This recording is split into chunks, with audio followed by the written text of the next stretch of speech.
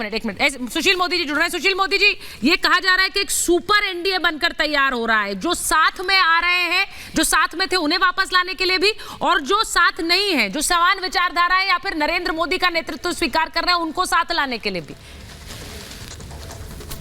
Super NDA, भले ही सिर्फ नाम हो। नहीं, मैं समझ में कि सुपर एनडीए क्या हो गया। नहीं, एनडीए तो एनडीए है ना। हाँ, देखिए, पहले भी हम लोगों ने मिलकर चुनाव लड़ा है। 2019 के भी लोकसभा चुनाव के अंदर 1 दर्जन से ज्यादा दल हमारे साथ थे। ठीक। बिहार में भी हम लोगों ने कई दलों के साथ मिलकर चुनाव लड़ा, तो इसलिए कोई सुपर एनडीए का विषय नहीं है। एनडीए एनडीए है, और बीजेपी की बढ़ती ताकत को देखकर बहुत सारे और भी दल आ रहे हैं साथ के अंदर। चलिए देखिए आगे आने वाले दिनों में कौन कौन से दल आते हैं।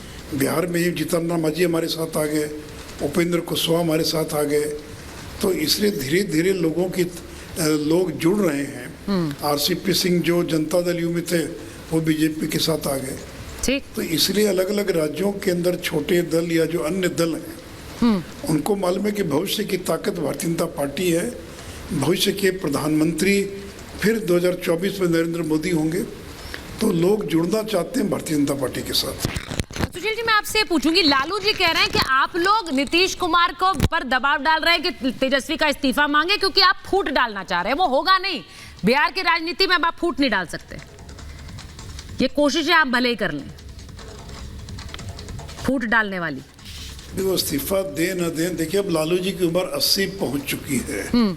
बीमार रहते हैं, खड़े होकर भी नहीं बोल पाते, बैठकर बोलते हैं। किडनी ट्रांसप्लांट हो चुकी है, तो अब वो क्या मुकाबला करेंगे बीजेपी का।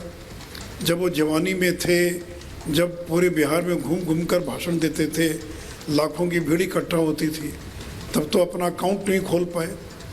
आज लोकसभा में राष्ट्रीय जनता दल का एक भी एमपी नहीं है, तो जिस पार्टी का लोकसभा में 0 एमपी हो और वो चुनौती दे रहा भारतीय जनता पार्टी को। और लालू यादव की पुरानी आदत है लंबी लंबी बात बोलना, डींग हाँकना, बड़े बड़े वायदे करना। आज उसी का परिणाम तो है कि देश की जनता ने, बिहार की जनता ने अपना आशीर्वाद दिया उनको, और उसी गरीब जनता का चारा लूटकर खा गए, और आज 4 मामलों में सजा याफ्ता है। अभी भी बेल पर, उनका पूरा परिवार बेल पर है, उनकी पत्नी बेल पर, उनका बेटा बेल पर, 2 बेटियां बेल पर।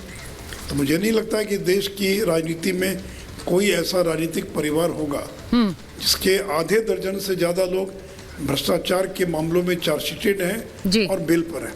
और ये कोई बीजेपी की सरकार के दौरान नहीं हुआ।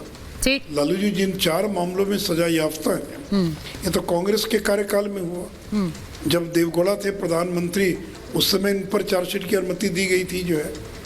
तो इसे देखिए, इनको तो कोई नैतिक अधिकार नहीं, और ये इस्तीफा क्या देंगे।